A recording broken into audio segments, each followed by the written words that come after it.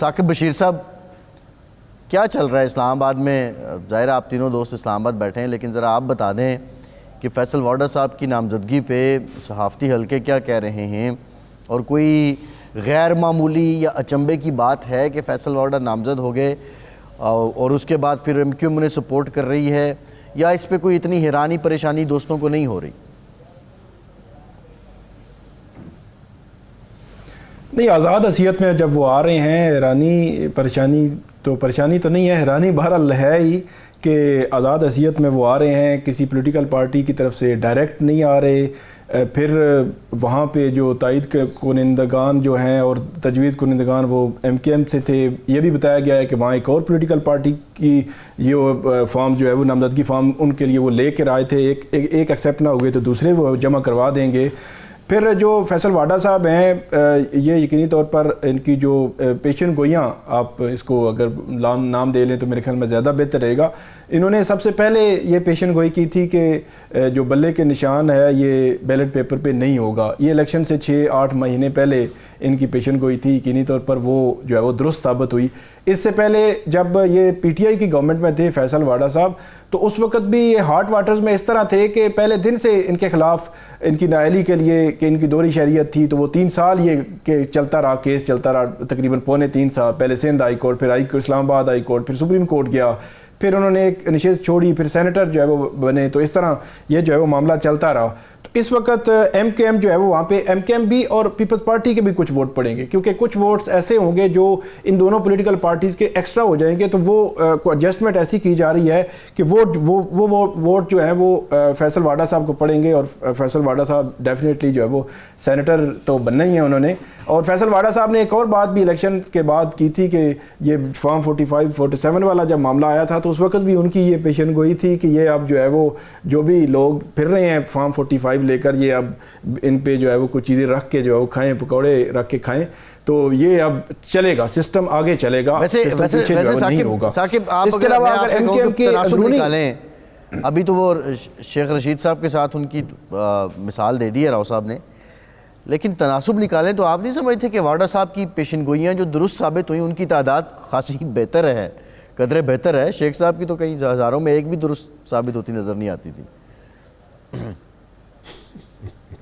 ان کے نجومی اور جو ٹیرو کارڈ ریڈر ہیں اپنے ہیں، شیخ رشید صاحب کے ساتھ وہ نہیں تھے۔ میرا یہ خیال ہے کہ قدرے بہتر کی بجائے اگر آپ کہیں کہ بہت بہتر ہے، ان کی آلموسٹ جو پیشن گوئیاں ہیں فیصل واڈا صاحب کی وہ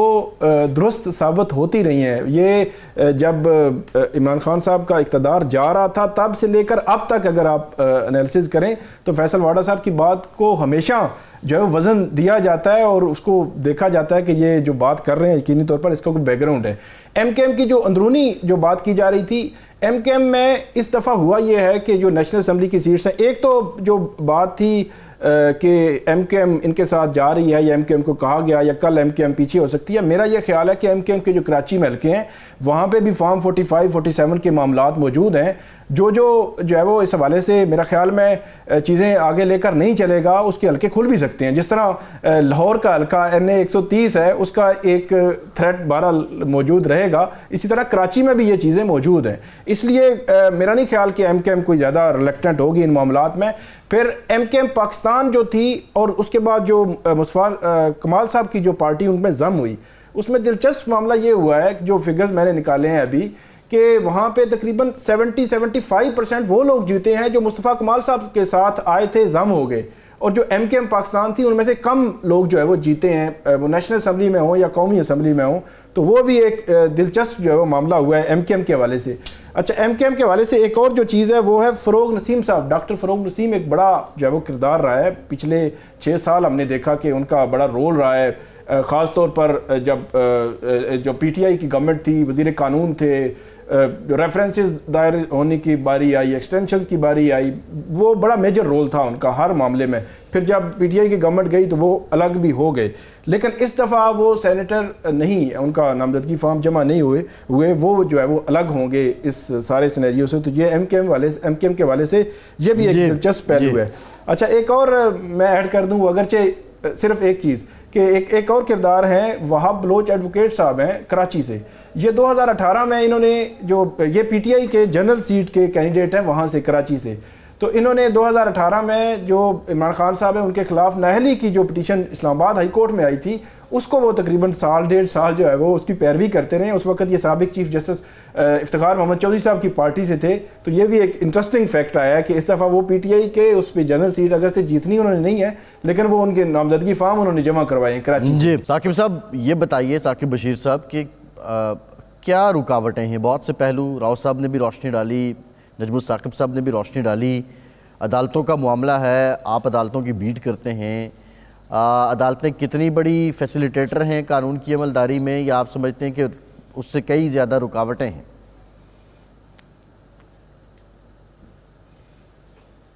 رکاوٹیں تو ظاہر سی بات ہے, قوانین موجود ہیں, ان پر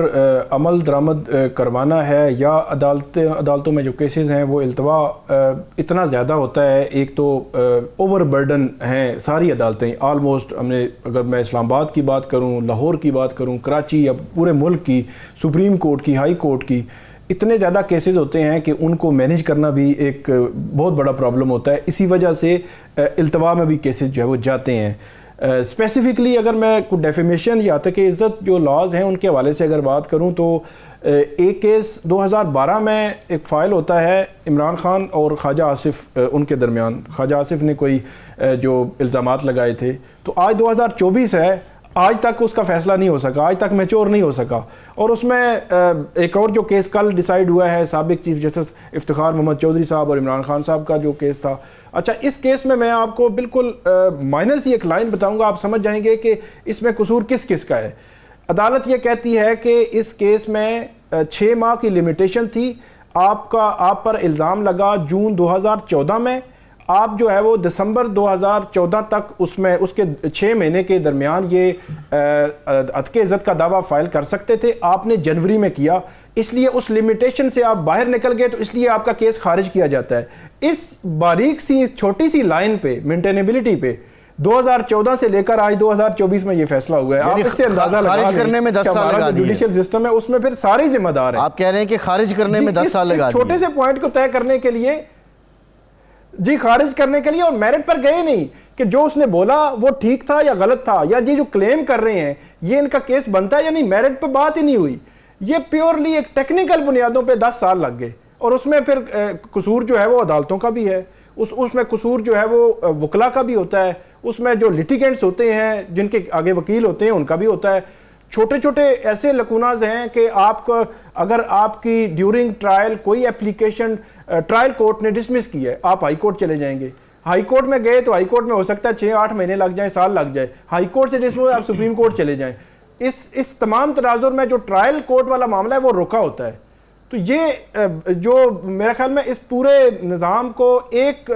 جوڈیشری پہ ڈالنا کہ سارا کچھ قصور ان کا ہے, میرا نہیں خیال ان کا بھی قصور ہے. قوانین کی بات کی جائے تو نیب کے جو لاز ہیں وہ تو 1-2 منتھ میں ٹرائل مکمل کرنے کی بات کرتے ہیں, لیکن آپ نے بھی دیکھا ہم خود جو ہے وہ کور کرتے ہیں, سال ہر سال لگ جاتا ہے, کیسز جو ہے وہ کنکلوڈ ہی نہیں ہوتے. اسی طرح ایف آئی اے ہے, اسی طرح جو دیگر قوانین ہیں, اور خاص طور پر جو آج کل ایک ٹرینڈ ہے کہ الزامات لگانا یا اس قسم کے جو حتق عزت کے جو قوانین ہیں خاص طور پر, کہ ان میں پنجاب حکومت بھی یہ چاہ رہی ہے کہ اس حوالے سے کچھ کرنا چاہ رہی ہے. تو میرا یہ خیال ہے کہ اس میں بھی کوئی ایسی